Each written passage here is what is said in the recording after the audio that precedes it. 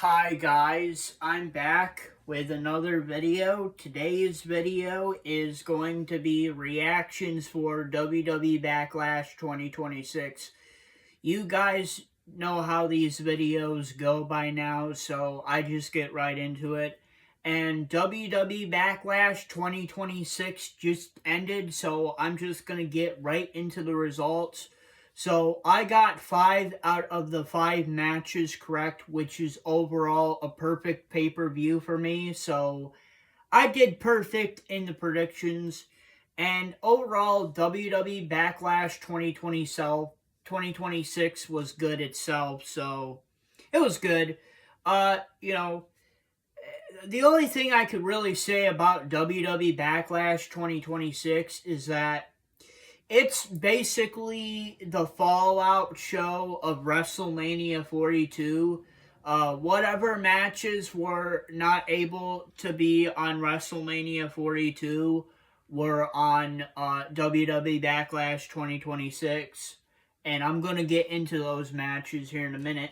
There were also some surprises. We had Danhausen's mystery partner, and we also had John Cena's historical announcement, which I'll get later into in the video, but let's get into the results. So, the first match of the night is a singles match, Seth Rollins versus Braun Breaker. Winner of the singles match, Braun Breaker. And I am not really too surprised of the outcome of this match. I said it in my predictions video. Braun Breaker needed this win. The reason why Braun Breaker needed this win is because he needed a big win. And why did he need a big win? Well, this is his first match back since his injury. He got injured. Originally, this match was planned for WrestleMania 42, though Braun Breaker and Seth Rollins both got injured, so the match didn't happen. So they pushed it for WWE Backlash 2026, which both men were able to wrestle each other in this match. And like I said, Braun Breaker needed a big win because this is his first match back. And they're also trying to push Braun Breaker as a main event talent. Well, if you're going to push Braun Breaker as a main event talent, then you're going to have him have this big win over Seth Rollins, in which they did. And I'm happy that WWE did that because Braun Breaker needed this big win. It's his first win. It's his first match back, and he needed a big win to push him forward more towards the main event. And, Seth Rollins didn't really need to win this match. He didn't really need to win it. The reason why he doesn't need to win it is Seth Rollins has done anything he could do in his career. He's been a world champion. He's been a tag team champion. He's been a United States champion. He's been an Intercontinental champion. He's won the Royal Rumble. He's won the Money in the Bank. He's done everything that he could possibly do in his WWE career. So, I'm not really too surprised by the outcome of this match. And overall, the match was great. Overall, the match was great. Second match of the night is a singles match for the WWE United States Championship. Trick Williams, your champion, versus Sami Zayn. Winner of the singles match and still the WWE United States Champion, Trick Williams. It was overall a good match, and I'm not really too surprised of the outcome of this match. I have explained my thoughts on this match in my predictions, but, Trick Williams has just won the WWE United States Championship at WrestleMania 42. He only won the championship like 3 weeks ago. Why is he going to drop the title back to Sami Zayn if he defeated Sami Zayn at WrestleMania 42 to win it? And, Trick Williams was the safe pick going into this match. Trick Williams was the safe pick going out of this match. I just didn't really see him losing the title. And guess what? He didn't lose the title. And that is what I figured. I figured that Trick Williams he wasn't gonna lose the title. Now, obviously, this is obviously pushing Sami Zayn more forward to turning heel. And, you know, Trick Williams, in my opinion, he's already a babyface already. Like, yeah, he still kind of has like a heel persona, but he's a babyface now. There's no doubt about it. He's a babyface. And Sami Zayn, he's turning heel. If you watch the match, he's doing some heelish tactics in it, you know, by,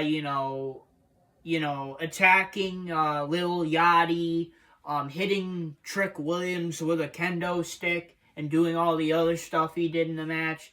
Sami Zayn, I wouldn't be surprised if he comes out next week on Friday Night SmackDown and he attacks Trick Williams and turns heel or something. So, yeah, I'm not really too surprised by the outcome. It was a good match, and Trick Williams and Sami Zayn are two pretty good wrestlers, so I know the match was going to be good, but I'm not really too surprised with the outcome because Trick Williams was the safe pick going into the match. He was also the safe pick going out of the match, and I just didn't really see him losing.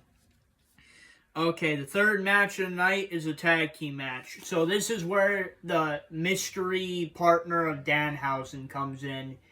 And the mystery partner of Danhausen was Mini Danhausen.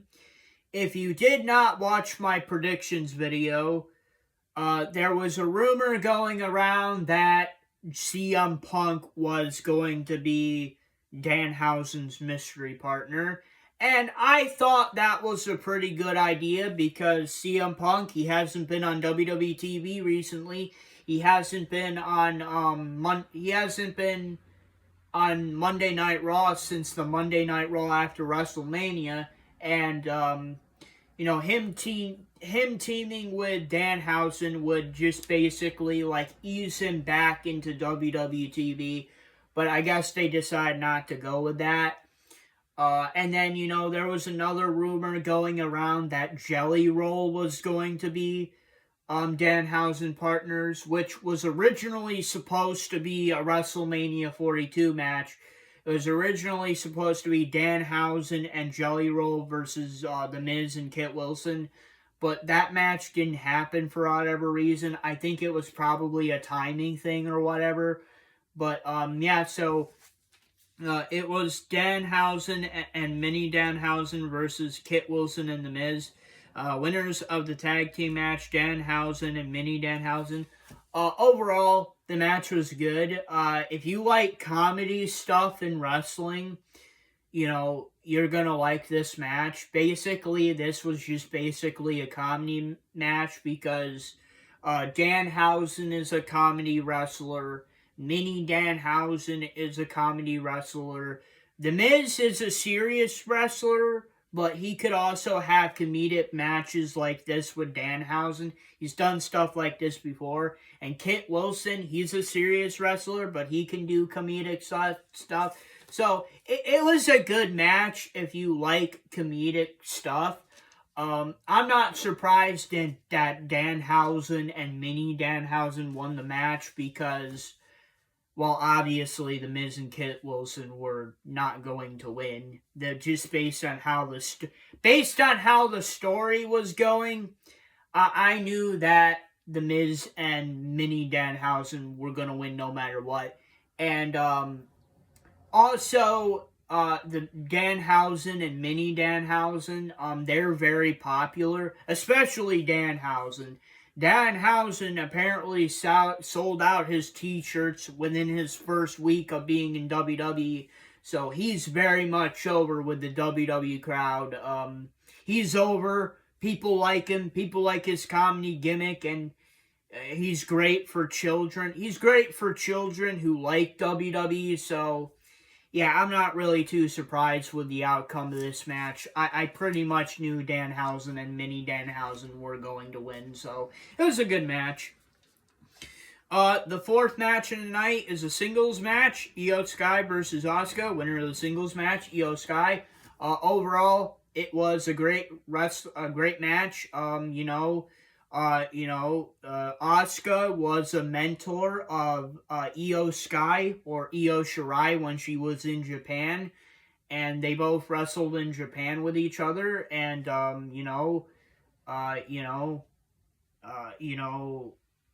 basically, Asuka was the mentor. Io Sky, or Io Shirai when she was in Japan, was the student.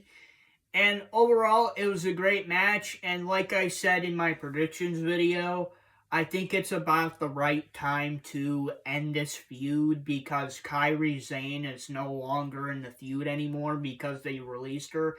And there was a rumor going around that they could possibly bring back Kairi Sane for a one-off appearance to come back for this match. And obviously the crowd during the show was chanting Kairi Sane during the match, but that didn't happen. So that rumor was false, incorrect, wrong. But, you know, um, it was a great match. Asuka and Io Sky, they're both great wrestlers. They're both good wrestlers. They don't need a world championship online to tell on TV to tell a good story or to tell a great match. And it was overall a great match. I mean, Io Sky did great. Asuka did great. The match was great. You know, I mean, the story could have been better, and, them releasing Kairi Sane kind of sucks because it kind of hurt the story towards the end, but even though the storytelling for this story was kind of weak, that didn't really bother me too much because I knew that Io Sky and Asuka were gonna have a great match and they were gonna tell a great story in the ring, which they did. And the finish was great. Asuka was very proud of Io Sky at the end of the match. Io Sky was very proud of Asuka, so it was overall a great match. Now it's time for the John Cena historical announcement. John Cena's historical announcement was not a Club WWE thing, like everybody thought it was, but basically John Cena's historic announcement was there's going to be a John Cena Classic tournament, and the winner will become the John Cena Classic champion. And I guess it's going to be a tournament. I guess it's going to be an event. I don't know where the champion will be crowned. That's not something that I will figure out until they start doing the tournament on WWE TV. But John Cena announced that there's going to be a John Cena Classic tournament. There will be a John Cena Classic champion. And basically, from what I understand, John Cena explained the rules. So basically, it's going to be the WWE future talent versus the WWE current talent. So it's going to be the top stars versus the future top stars. Like, say, Seth Rollins versus G-Von Evans or something like that. That's my... Seth Rollins, G-Von Evans, Randy Orton, G-Von Evans, CM Punk, whatever. Like, I don't know if those names are going to be in the tournament. I'm just saying. Like, CM Punk is a top star, and G-Von Evans could possibly be a possible future top star. Right now, Obafemi was mentioned throughout that whole thing. So probably Obafemi is probably going to win that tournament and become the first ever John Cena Classic Tournament champion, or the John Cena Classic Championship. Now, from what I understand, the rules go like this. Basically, it's going to be a tournament, and even if the person loses their match, that doesn't mean they're out of the tournament, because us WWE fans get to vote who did best in the match. And even if they lose, we could still say they had a great match and they move on in the tournament. So this tournament is really interesting. It has some really interesting rules. So basically, even if a person loses in the tournament, depending on who the fans vote for, they could still move on in the tournament, which is really cool. It's very much an interactive thing between the wrestlers and the fans, and I think it's a really cool thing. And I'm happy. This was actually a good historical announcement.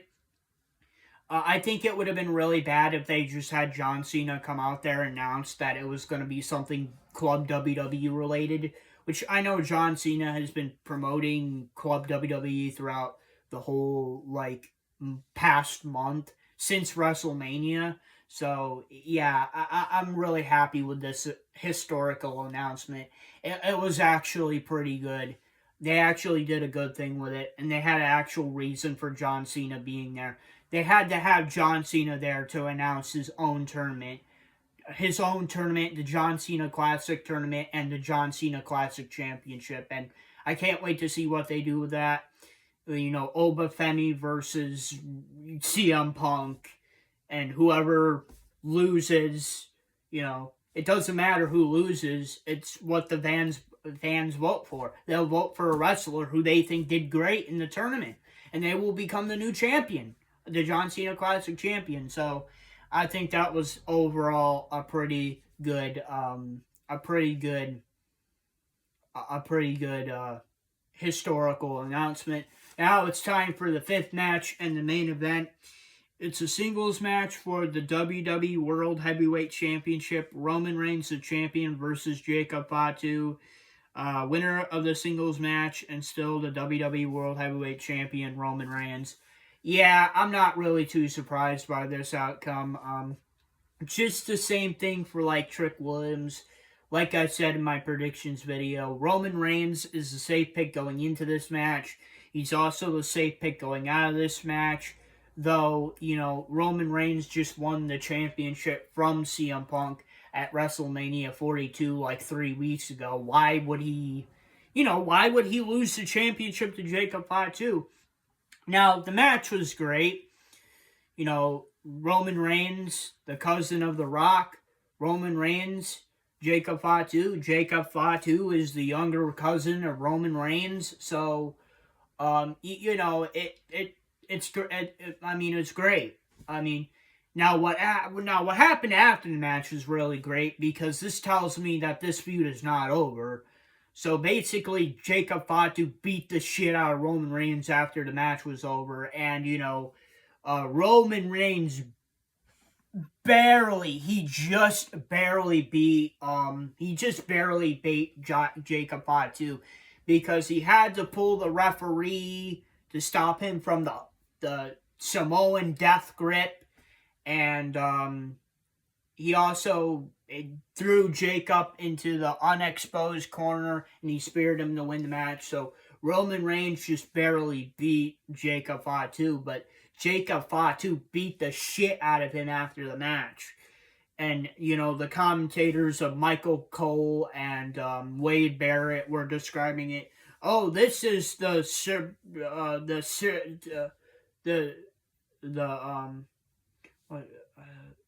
Serbian werewolf, or whatever the hell his nickname is. I think it's the Serbian werewolf or whatever. I don't know. The Samoan werewolf. That's what it is. Samoan werewolf. So they were describing, oh, this is a Samoan werewolf that people have been warning us about. Jacob Fatu is going on a rampage. He needs to be stopped. They need to put handcuffs on this man. I'm like, yeah, this is the Jacob Fatu that I've wanted to see, because that's what I know him for. I've known Jacob Fatu before he even got into WWE. I've probably explained this before in one of my wrestling news videos, or even in a predictions video or a reactions video like this, but I knew about Jacob Fatu before he even got into WWE. I've known him since the days that he was in, like, Major League Wrestling, MLW, so, but yeah, the match was great. Not too surprised by the outcome, so yeah, that's pretty much about it. What do I think the match of the night is? I think the match of the night is a singles match for the WWE World Heavyweight Championship. Roman Reigns, the champion, versus Jacob Fatu.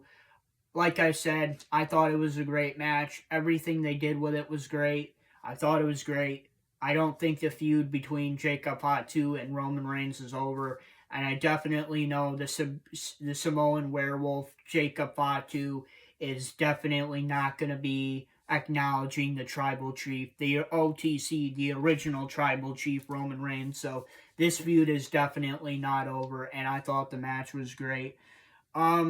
The underdog match of the night for me is a singles match, Seth Rollins versus Braun Breaker. I thought the match was great. The storytelling for this feud has been great. Even though Seth Rollins and Braun Breaker were injured during this storyline, that didn't deter WWE from continuing the story.